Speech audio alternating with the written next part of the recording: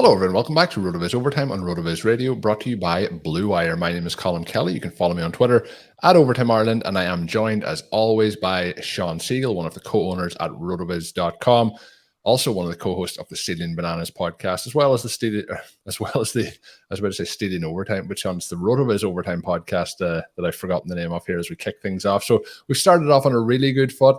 But we're going to talk about an explosively fun week 2 of NFL action. We did our instant recap on Sunday/Monday, depending on what time zone you're based in, but that came out early Monday morning. Lots of positive feedback again on that show. So we did cover a lot of the action, Shawn, in that we're going to specifically talk today some Monday Night Football takeaways, 2 games on Monday Night Football, really fun action happened there. So we'll be talking about that. We'll also talk back on some of the other parts that maybe we didn't talk on, and then on the recap show. And then we're going to dive into some potential tight end movers and shakers in terms of Shawn's rest of season rankings. But Shawn, week 2 at this point, and this isn't something that I have brought up. This isn't something that I'm building the narrative for. But checking the Twitter streets over the last 24 hours, it feels like people think that drafting running backs to start your draft mightn't be the best decision based on how week 2 has gone here. Yeah, it's been pretty rough, right? And one of the things that we talked about a little bit was this could end up being another year where, even though it seemed like there was this big advantage at the top, that perhaps it would work out again to where you really wanted to be was at the bottom. We mentioned Saquon Barkley as a very strong possibility to be that guy. DeAndre Swift also in there. The Barkley Swift teams, even with a much lighter week 2 performance from Barkley, still looking very, very good. One of the things that I was noting and looking through some RotoViz screener history is that the age of the Uber back really does appear to be over. Right, this has been a trend that's been going on for a while. We talked about it some in the offseason. You have fewer opportunities. You have fewer backs who are going to be in that 18-plus expected points per game. And that 18-plus is a range that then gives you a chance to where if you can be Nick Chubb, if you can go 4 fantasy points over expectation for a season, then you get in that 22, 23 points per game range, which you need to be in, especially now that we're going to get that kind of scoring from some wide receivers. Cooper Kupp coming back with another explosive performance. Stefan Diggs, more or less transcendent last night. Considering I think of him always as really the poster boy for RotoViz, I wish I had more redraft exposure. It was fun kind of scrolling through the dynasty leagues and seeing an extra 45 points popped in there in almost every league last night. And really, sometimes you're looking for those Monday night miracles, but they were coming in multiple directions, whether it was Jalen Hurts, whether it was, we had Josh Allen obviously having a big day. And then obviously you mentioned Diggs, but I went up against a team where I was pretty comfortable, Shawn, in the Superflex League where Mr. Josh Allen and Jalen Hurts. You're never comfortable if the Bills haven't played yet. Never comfortable if the Bills haven't played. 70-point lead with both those quarterbacks just zooming past me on Monday Night Football. So yeah, we had a main event team where we had a 50-point cushion, but we were going against Josh Allen and Stefan Diggs heading into that, and me and Shawn had already written that game off as a loss before Monday night. Well, we hadn't written it off, but I mean, a 50-point lead is not safe whatsoever, right?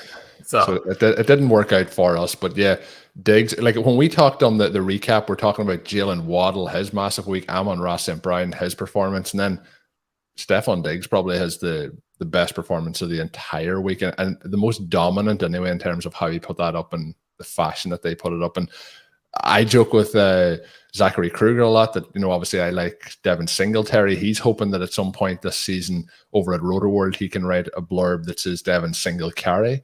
So at this point, it looks like the Bills don't even need running backs. They're just going to continue to fling the ball to Stefan Diggs. Well, one of the things that I would recommend is that you try and buy some of the other pieces of this offense. Now, one of the things that we talk a lot about is to try not to get caught in the narratives of, or I should say the narratives that require a very specific type of path for a player who doesn't necessarily have the background of production. So Isaiah McKenzie, someone I like a lot, someone I'd like to be more involved in the offense, a player I think should have gotten his opportunity earlier at the NFL level. He's got a lot of speed.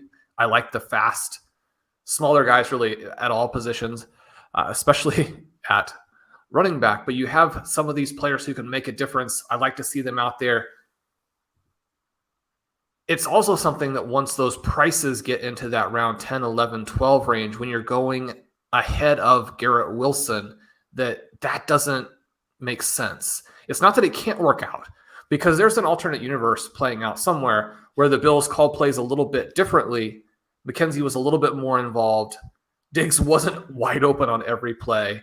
And Garrett Wilson maybe didn't catch a couple of the balls. I mean, frankly, Garrett Wilson actually could have had an even much bigger game. He was missed multiple times open in the end zone by Joe Flacco. But there is a universe in which Braxton Berrios, Corey Davis, Elijah Moore, those elite running backs that they've had, block him even a little bit more, right? There are ways that these things could have not played out, and we're not right by any stretch on all of the plays.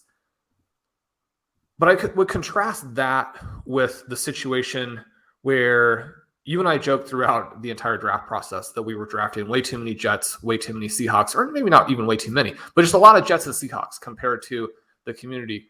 Through 2 weeks, the Jets plays look very, very good, as that now looks like it could be one of the 3 or 4 most talented offenses in football, an offense that's talented enough that it will work with Joe Flacco. The Seahawks are opposite end of the spectrum, right? And the Seahawks now in a dynamic where, I mean, more or less what happened on Sunday is they didn't run any plays. They didn't have the ball for the entire game. Now, with Seattle, that's something you could see playing out for an entire season. I mean, they could get close to a record number of plays per game on the low side, which, I mean, that's not going to help you at all.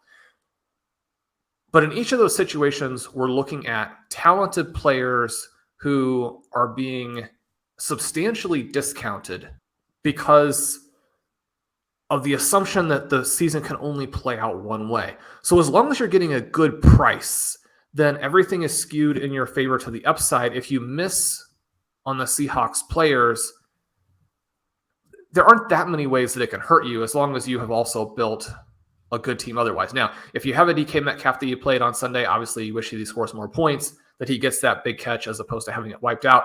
Obviously, if you're playing Rashad Penny, you'd like to see them run enough plays that he can do what he does.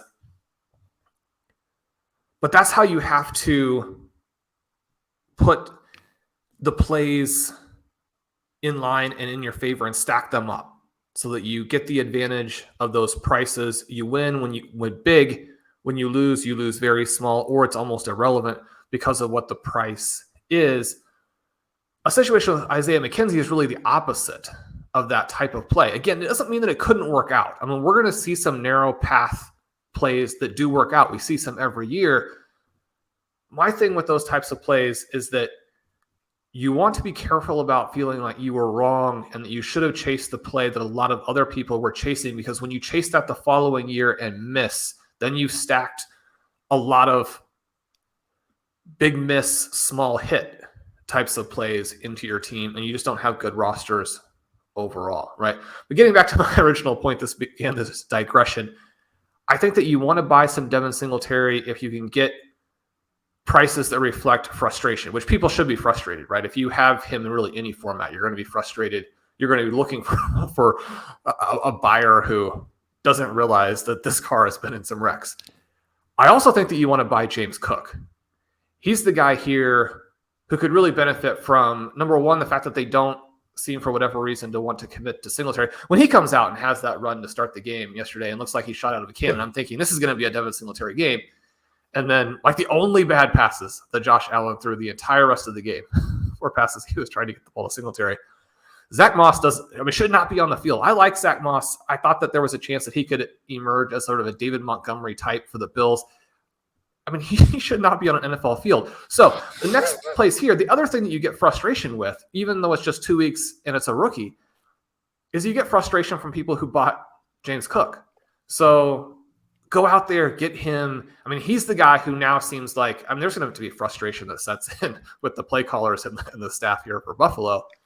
But then the other guy, and you're not going to get big discounts on this, but if you're in a league where the Gabe Davis owner needs points in week 3 and is uncertain, or is frustrated by that outcome, or is worried that now Stefan Diggs is going to take too much of the target volume, I mean, anything you can do to get Gabe Davis right now, you have to do.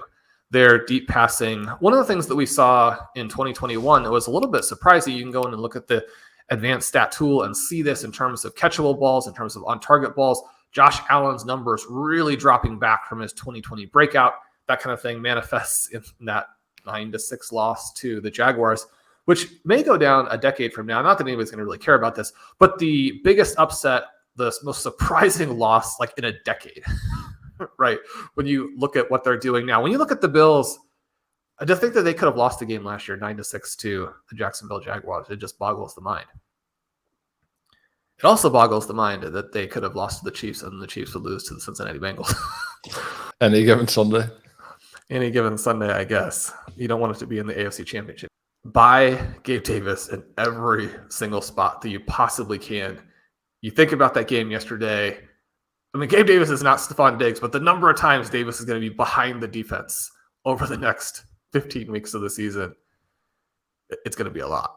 Yeah, it's one of those things too. When a player isn't there in a big game, it's kind of like, people forget pretty quickly. People playing fantasy football sometimes don't have that patience. And if you're not out there for 1 week, you might not want them there for the second week. So yeah, put out those feelers. Shawn, on the other side of the ball, then we obviously have a situation where the Titans did not look good. The way that the Buffalo Bills play offense, it's strange when we're saying that we wish that they would give the running backs more touches, but they play aggressively. They continue to push it down the field. They win this game 41-7.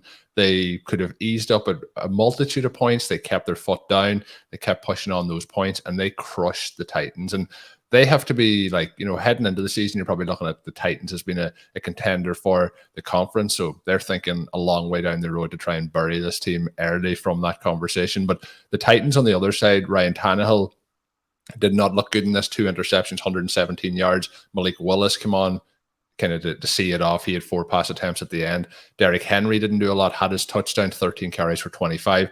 Treylon Burks, I wouldn't say a overly bright spot, but he did have 4 receptions for 47. So as a rookie in the second week of the season, and some of those plays were quite nice. So I think he's moving in the right direction.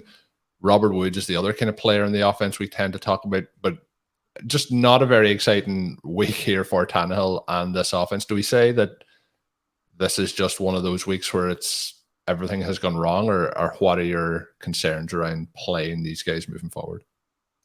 Yeah, I mean, this is one where both things can be true. They're going to bounce back. They're going to be better. Obviously, you can't sell all your Titans, although the only Titans you would have would be Derrick Henry and Treylon Burks. But it's not going to be good either. One of the things that kind of slipped out when we were doing our recap show the other night is that the Giants were 2-0, but they had played 2 of the worst teams in football. And I'm sure there were some listeners thinking one of the teams that they played was last year's number 1 seed in the AFC. But the Titans are bad. And this game really hammered that home as well. Now, there are going to be some solid teams that are annihilated by the Buffalo Bills this year. But some of the things that cropped up in that playoff game last year, I mean, there are going to be issues. And the thing that you see with the Titans is just, again, it's the reality version of this very narrow path where if you have a team getting thumped early in a game like this, it's very hard for them to be like, right, we're just going to let Tannehill throw it 50 times, and that's how we're going to end up winning this game. Like they have a path, and that's Derrick Henry and play action. If that path goes away, they're in big, big trouble. And your defense has to dominate, right? You can't even just be decent. Your defense has to dominate because you have to be able to control the game on the ground. And when those running plays don't work, you have to be able to punt it with impunity. You have to be able to punt it and feel like, this game will continue. We're not going to get blown out here. You can do that against Daniel Jones and the Giants. You can't do it against Josh Allen and the Bills. You're not going to be able to do it against the Kansas City Chiefs.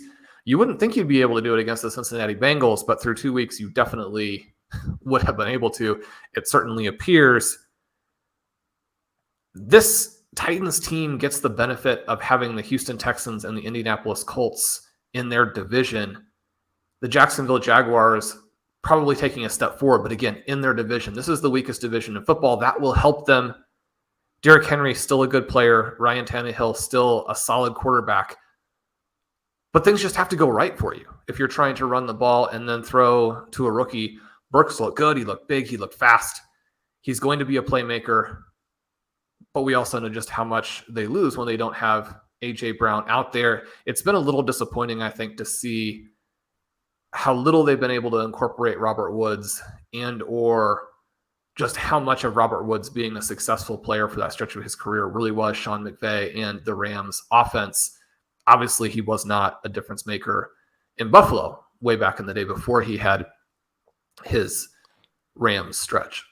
And coming out of that game with the Bills getting that win, we talked, Shawn, about the Dolphins and their massive comeback against the Ravens this week. They face each other in week 3, so that is one that is circled for some highlight plays for me. We'll probably be talking about that when we are doing the recap show next week, so looking forward to that one already. The other game Monday Night Football was the Vikings and the Eagles, and this was pretty similar in terms of how this game played out, although the score wasn't as high.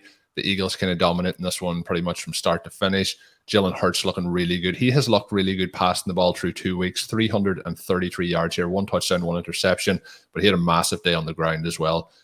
57 yards, 2 touchdowns, so 3 total touchdowns going his way. Kirk Cousins did not look good in this one, and when the quarterback doesn't look good, has 221 yards passing, that usually leads to a situation where, you know, the star players like Justin Jefferson isn't going to have a big day either. He did get 12 targets, 6 receptions, 48 yards for him. Adam Thielen, who, you know, I still think at this point is really done. He had 4 receptions for 52 yards, so he actually led the team in receiving yards. We looked through it then, though. Dallas Goedert, pretty solid day, 5 for 82. We had Devontae Smith, Shawn, who we obviously said would bounce back this week. He did bounce back, caught all of his targets, 7 receptions for 80 yards from him. You know, A.J. Brown's not going to have his week 1 week every week, but these weeks won't cost your matchups. You know, a 5 for 69 coming his way. And Quez Watkins, probably the other story coming out of it, is 2 for 69 and a touchdown going his way. The Eagles look fantastic. You mentioned on the recap show they may be the best team in the NFC. It really looked like it here. They were comfortable throughout. They didn't really didn't feel like they had to break a sweat at all. And this game never looked like it was in any doubt for the Eagles. No, it never did. And you don't know in the first couple of weeks of the season which teams are definitively emerging teams and which teams might be catching a team on a bad week or playing a team that is not the level that we'd expected. I really felt like their game against the Lions was more promising than maybe it looked like on the surface, because I think the Lions are going to be very good. They did some positive things against the Commanders, so that's still very possible. Obviously, we know that the Vikings humiliated your Green Bay Packers in week 1. To come out here and get just absolutely hammered by the Eagles. In a lot of ways, this game wasn't that much more competitive than the Bills-Titans game. Now, the Eagles did miss some chances to really, you know, put a bow on it at the end to blow out the Vikings there. If you're playing A.J. Brown, if you're playing Devontae Smith, if you're playing Dallas Goedert, you would have loved to see one more passing touchdown in this game. But the Eagles look fantastic. And you have to love what Jalen Hurts is doing. In our bold prediction show, sort of the bold predictions column, bold prediction show, I said that either Jalen Hurts or Trey Lance would lead the quarterback position in scoring. Well, only one of those two guys is left and is really an option. We never got to see what Trey Lance might have been capable of. We got the rain game, so that one you can probably throw out with how many points it's going to take to lead the QB position in scoring this season. I think you have to be skeptical that Lance would have been able to be quite in that conversation, but Jalen Hurts is doing exactly what we thought, exactly what we hoped for him to be able to run and pass like this. And again, he's got so many weapons. That was one of the key points for both of those guys. The 49ers have played without George Kittle. That does knock down their explosiveness to an extent, even though they still have Debo and Brandon Ayuk. Those guys now do jump up with a passing quarterback back at the helm. But Hurts has shown that he can do both. And Quez Watkins, a good deep threat. Connor and I have a team or two with the Hurts and then Quez Watkins combo in round 18. You like to see that long touchdown for him when you have that 18th round pick of Watkins there. Devontae Smith looked like the guy that we've talked about. And again, with these young players, you hate to have the down week 1 because it does make it more difficult to play them in week 2. Now, fortunately, in my particular case, Smith ended up being a great swap for Gabe Davis on those teams. So sometimes you have some serendipity in terms of where the players line up. You can get that game in there. You don't have to take a huge compromise option when you have that starter who is out. But Smith bounces back. He looked fantastic in this game. It does look like he'll be the 1B or even just the clear number 2 behind A.J. Brown. But I think it's easy to forget just how good he is. And when you put the 2 of those guys in there, and then yesterday, Colm, the rest of season tight end rankings came out, and I moved Dallas Goedert up despite his bad game in week 1. This again kind of following that principle of if the offense as a whole looks better than anticipated, not from the perspective that you didn't think it could be good, but if you, again, have this range of outcomes, this probabilistic thinking, and you know that within the likely ranges, there's this potential that maybe Hurts doesn't take the step forward as a thrower. Maybe they run the ball more than we're wanting. Maybe A.J. Brown just gets every target, through a couple of weeks. But this just looked so promising. Goddard with the big game here.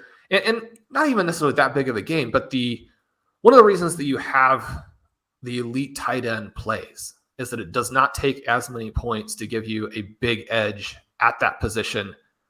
I really like Goddard at this point within the context of this offense. He doesn't look like he can be a Mark Andrews. He doesn't look like he can be a Travis Kelce. I don't think that he can be what we still expect Kyle Pitts to be. But where you drafted him, he's going to be a good buy. Yeah, they just look great, I think, is the way I would settle it up. Like 2 weeks into the season, I don't think things could have went better for people who drafted. Obviously, week 1 could have went better for both Devontae Smith drafters and for Dallas Goedert drafters. But I mean, through those 2 weeks, what we've seen from this offense, how explosive it's going to be. You don't get any fantasy points for playing with, swagger or confidence, but Jalen Hurts and this team they're really feeling themselves after 2 weeks. I think it was the long touchdown to Quez Watkins. It might have been where he tosses the ball and he just stands with his arms folded, looking over at the sideline. None of this at the moment feels to be like he's saying, wow, I can't believe I did that. It's more like, yeah, I did it there. I'm going to do that again a couple more times this season. So yeah, they are pretty much where you would dream of them being after 2 weeks. They are. Colin, what's your squat record? Do you have that for us? They were showing some pretty serious work there from Jalen Hurts in the OU. Is there anyone that's ever going to fact check me on this? Can I go for a ridiculous number? Or it's not very high. It's and it's certainly not very high at the moment in the year of 2022. I need to get some work on my athleticism. Shawn, let us know. Have you a record that you can share with us there? No, I can do some of was able to do some of the bench stuff that they do at the NFL Combine. I'm sure that's also the case for plenty of listeners.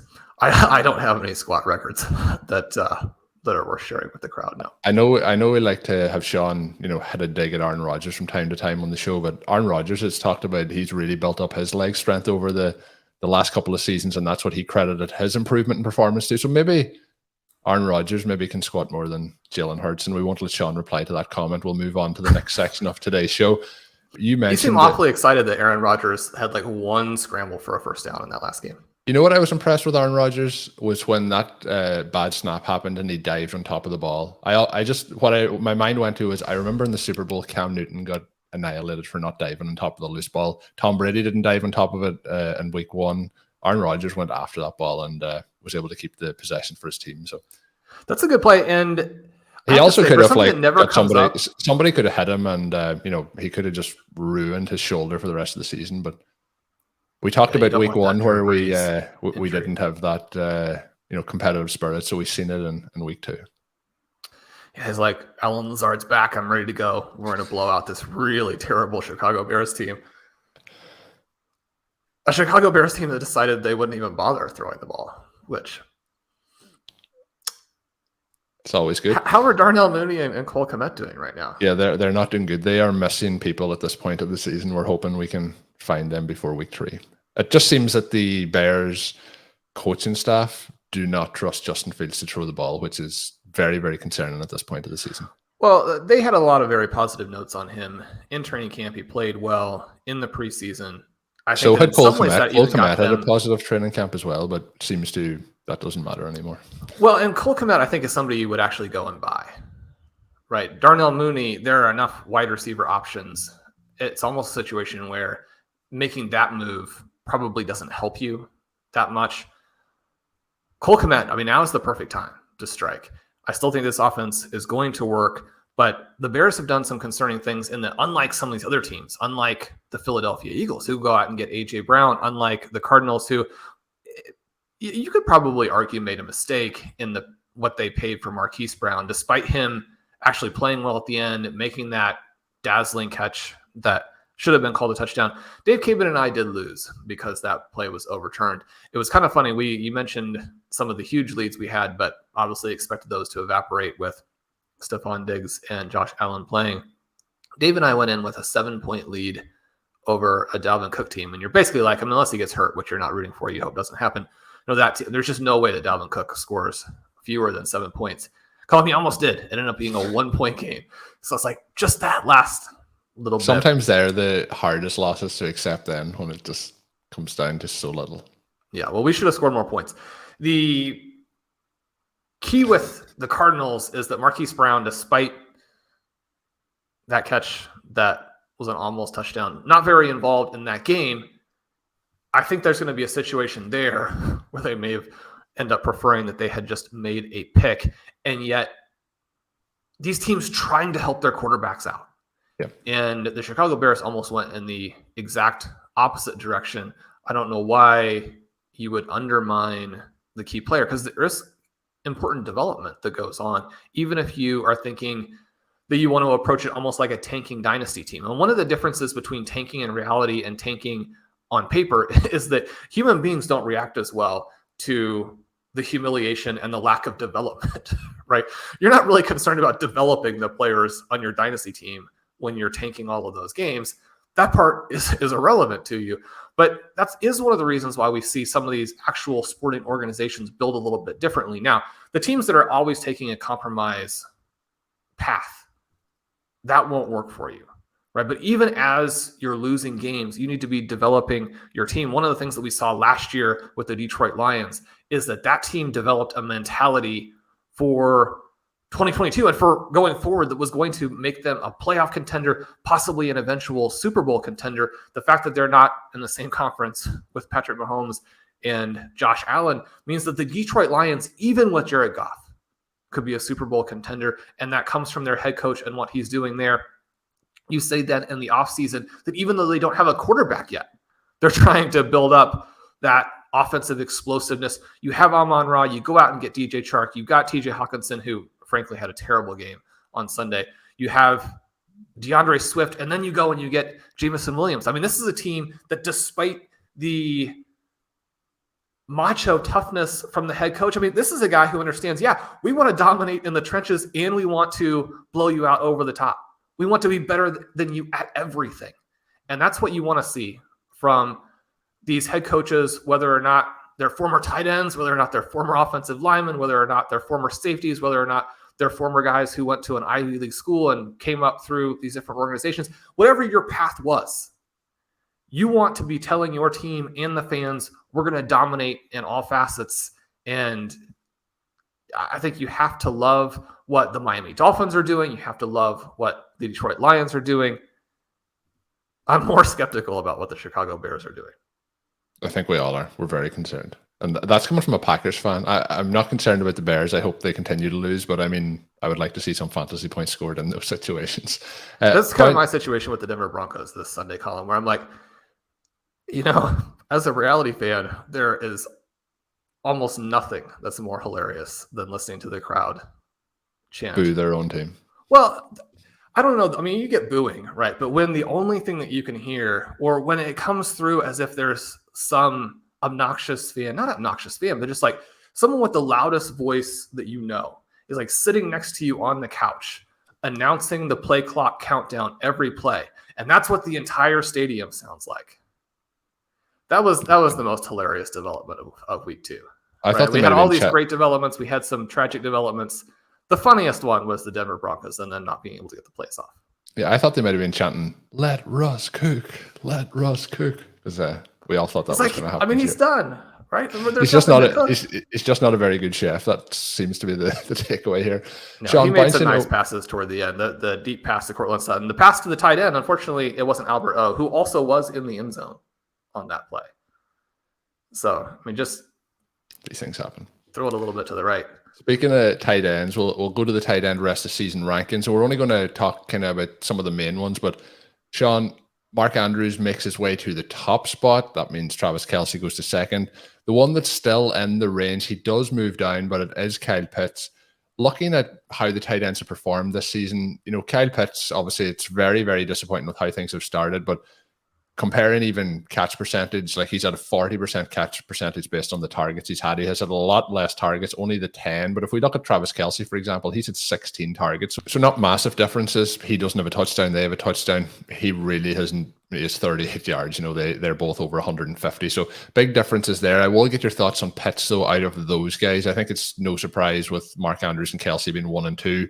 But Pitts, maybe for some people, they may feel that Pitts maybe shouldn't be in that tier 1 where the top 3 are. There's a tier 2 then with Darren Waller and George Kittle. George Kittle hasn't played, so he sticks where he has. Darren Waller sticks where he has. Tier 3 is where we start to see the changes. But I'm getting a lot of Twitter DMs, a lot of questions around Kyle Pitts. I've actually got somebody reached out today that they have changed their opinion. They're buying low on Kyle Pitts and they're going to put out those feelers. And I'm sure that's probably what you're going to mention here as well. We have 2 main event teams with Kyle Pitts who we took in the first round. So we have a lot riding on the Kyle Pitts call. Sometimes people will message their frustration to say, like, I listened to a show, I drafted Kyle Pitts, my team's not doing well. I'll say, well, the one thing that we do is we draft the players we talk about. So Shawn, Kyle Pitts in the 3rd slot, what's your feelings here as we move forward? And something that I'm hoping that really kickstarts this is he faces the Seahawks this week. The other part of it that I'm concerned about is Arthur Smith.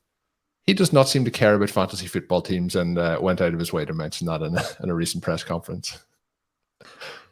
Yeah, I was joking in the article that if you are coaching the Atlanta Falcons, you want to be able to force that opposing defensive coordinator to say, we lost that game because we didn't properly account for Kyle Pitts as a blocker. And maybe that'll happen at some point, but it hasn't happened yet because the Falcons are 0-2.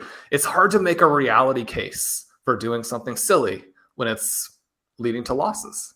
So from that perspective, you understand, right? And we're frustrated that he's not putting up any points. The Falcons are frustrated that they've lost 2 games that they very easily could have won. I mean, they had this game, right? You've got Drake London, who looks uncoverable. You've got Kyle Pitts. You have Marcus Mariota playing well when he isn't asked to do the silly things that Arthur Smith is claiming help you win reality football games. I mean, they had the ball to win this game at the end. They obviously should have defeated the New Orleans Saints in week 1. It was a lack, again, of aggressiveness and believing in your players. Arthur Smith is saying we want to win reality games, and yet his demeanor and dynamic and play calling, you contrast that again with where the Lions are with Dan Campbell, and you can see which coaches are leaders and winners and which possibly aren't. I'm not saying that Arthur Smith isn't a winner or that this team is not going to be good because they've done a lot of cool things. It's going to be a good team. You made Kyle Pitts the first pick in the draft who wasn't a quarterback last season. He's not yet 22 years old as we sit here today. He was the first rookie tight end to have 1,000 receiving yards this century. But one of the things, too, is it's important to have all of these things in context. You look at that 1,000-yard receiving season, and he still had games with 50 or fewer yards on 8 occasions. It's difficult for the tight ends to consistently put up the massive types of games that you're going to see from some players at other positions. Now, that's not to say that you want to have them start the season with 2 poor games. That's extremely disheartening. It's very bad for us from a fantasy perspective. Colm, I was going through my teams, and we talked a little bit about the euphoria from the first wave of games on Sunday and then the heartbreak when Trey Lance goes down in the second wave. Obviously, that's number one, a human story, much more heartbreaking for him than it is for any fantasy manager. But you go then through and look at the teams, and basically all of the teams that do not have either Kyle Pitts or Trey Lance are in first or second place. So you're like, well, big picture, things are working out very well. But those specific misses, those make a difference, especially early on. If it continues to be a miss, then it's going to be a miss that is somewhat catastrophic, because the scoring level that you need and the ability for that pick to create leverage for you throughout the rest of the league, how the scoring works on an individual basis weekly, and then what you're looking for as you go to play the tournament portion of the contest. Those things are all important. So Pitts has got to do what we expect him to do. He's not one of the players I'm that worried about. My biggest concern from a fantasy perspective is just that those teams now are having to fight from behind, and you don't want that. You prefer to be 2-0. You prefer to be one of those teams that's at first and second place. That part of it, there's no way to say, oh, it's not a big deal. It's a big deal. But like the situation with the Eagles, the fact that the Falcons have moved the ball easily and scored points is a big positive. The fact that Mariota has, big picture, been very good is a positive. Now, he made some crucial errors in both of the two games to help lose those games. How much of that you put on him and how much of it you put on Arthur Smith, it's going to kind of depend a little bit on which guy you like and maybe which one you're not so happy with. But the big picture is that the Falcons look good. They're going to have all of these games in the Dome. They're going to have all of these potential shootouts. And Drake London looks good.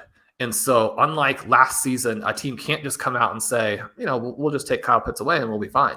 Because then, Drake London's going to start lighting people up for... They're going to have to cover London very quickly. Yeah. He's going to light teams up like we saw from all these 40-point wide receiver scorers this week. The numbers that you're going to get from Garrett Wilson, the numbers that you're getting from Drake London, those are not a mirage. Those guys are going to put it on the opponent. That's going to free Pitts up. It's going to be great. Really what we want in these offenses is to have two stars and have the offense run almost entirely through those two guys. Now, what we've gotten in the first 2 weeks is it hasn't run much through Pitts at all. But another tiny little thing, I talk a little bit about the forest. I talk a little bit about the trees in this article. From either perspective, I think you're fine, right? Pitts does draw a 36-yard pass interference penalty in this game. If he's not held by the defender, he's behind the defense. You continue to see the deep targets that you like. There are going to be hardly any tight ends in the NFL that bring that target depth of around 12. And one of the things that we've seen through Mark Andrews the first couple of weeks is he's at 12.4, right? So almost 12 and a half. Mark Andrews leads in target share. He leads in air yards. The Baltimore Ravens cannot run the ball, and it looks like their defense may get them into some shootouts. Mark Andrews moves up. Looking at kind of the rankings preseason, had him a couple spots ahead of where he tends to go overall. Certainly wish we'd had him even higher. He's the guy who carried us down the stretch last season. To me now, he looks very clearly like someone you would want above almost all of the running backs from that group. And even with Saquon Barkley and DeAndre Swift hitting, I think you can make a pretty compelling case for him above those players as well. Still obviously open whether or not you prefer Devontae Adams, open whether or not you prefer Stefan Diggs. Even coming off of that Diggs game last night, I think it's not that hard to make the case that by the time we're at midseason, you prefer to have Mark Andrews. So he's a guy there. He is on, again, the team that I drafted with Eric for the listener contest. Those teams, again, so much fun. We appreciate everybody who participated in those. I got to say, that team did have Trey Lance. And so it got the 2.8, but it did win. It got the 2-0, looking very, very fun. Colm, would you move Kyle Pitts down into tier 2, into this range with Darren Waller and George Kittle? No, I wouldn't. I would keep him where you have him. I think he's clearly behind those top two guys, but I think when we're looking at rest of season, Kittle having that injury early in the season is a bit of a concern. Obviously, the quarterback change probably won't affect him all that much. Darren Waller is looking like Darren Waller so far. So I think that he's closer now to those two guys below, but I still have him where he is. Obviously, if you're looking for fantasy points after 2 weeks. He's not with them. But you mentioned, the upside, the air yards, the downfield targets, things like that. I think perception can change so quickly. I was hoping it was going to happen in week 2, and this conversation would not need to be had anymore. But hopefully after week 3, we'll see that happen, and it is going to happen here at some point. But the part that you mentioned that is very true. You mentioned earlier about having those paths to victory and the win big, kind of lose small picks. But when you take somebody in the first round who after 2 weeks hasn't really performed, that is something that can turn into a lose big. But there is still a lot of fantasy football left to be played, and I think hopefully Arthur Smith changes how he's deciding to use Kyle Pitts. Overall, I don't frustrated, think... right? And he has to defend that. But the backlash against what's happened here is immense.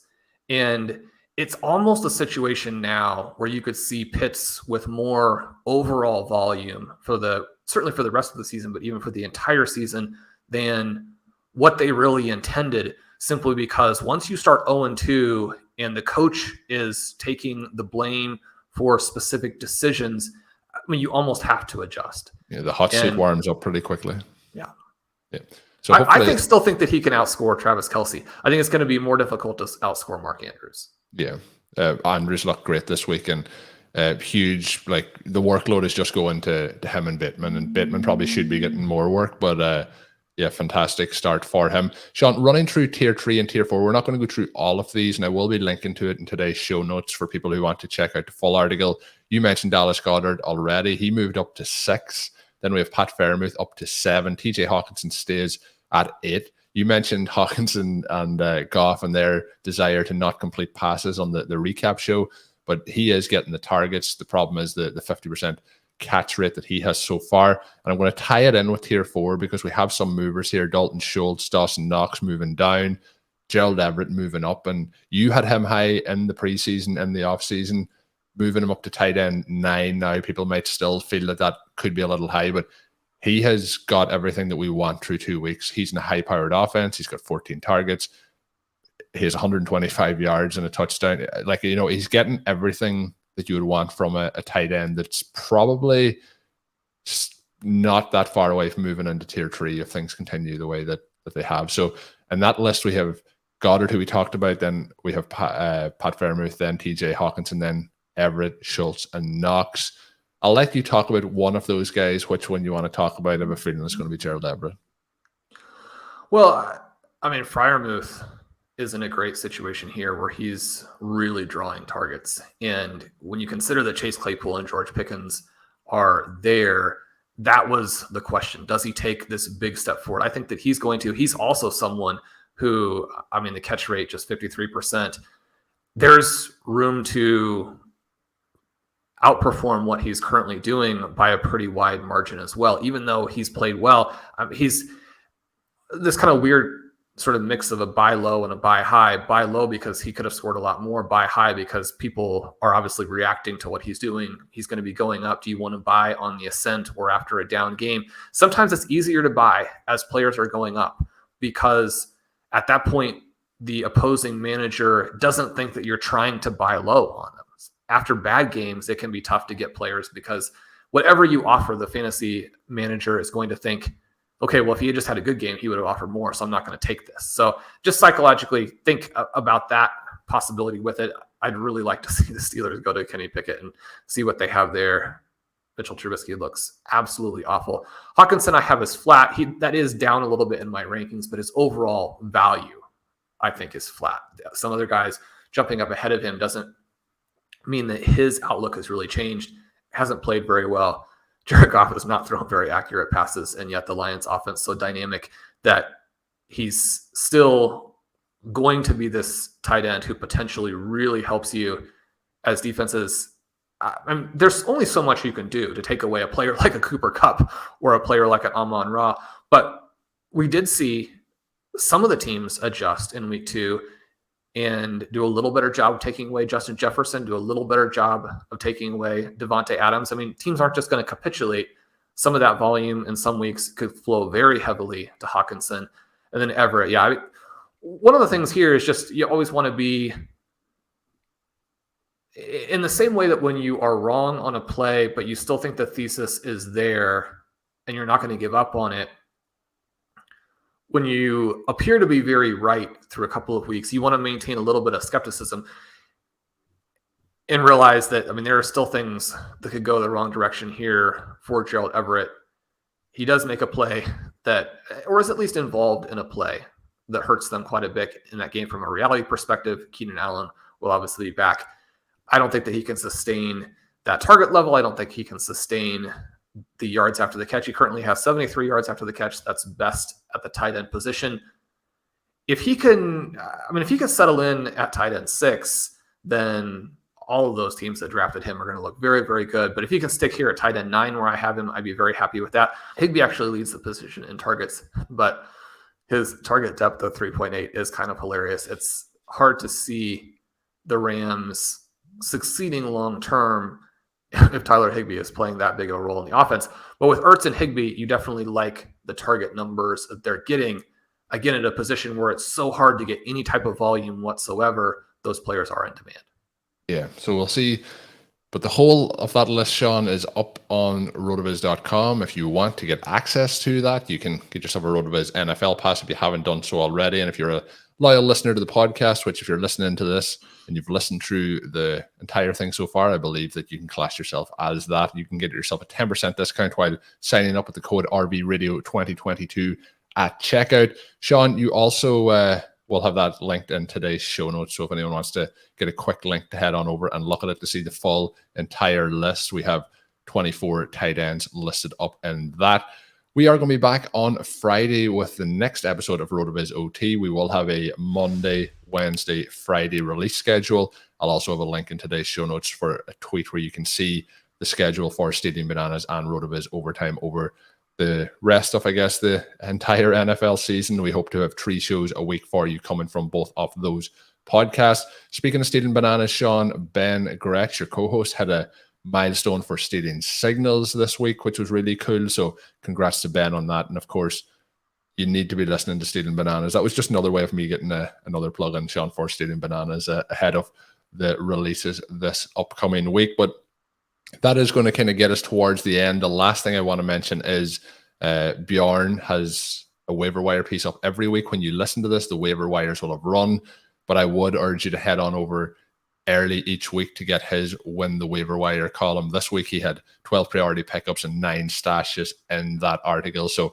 although it is past waivers in most leagues when you hear this show, you can also go and check out the stashes. Maybe some of those guys are still there for you to head on over and pick up. But with that, we are going to close things out. My name is Colm Kelly. You can follow me on Twitter at Overtime Ireland. My co-host, as always, is Shawn Siegele. You can check all of Shawn's work up on rotoviz.com. And until we're back on Friday, have a good one.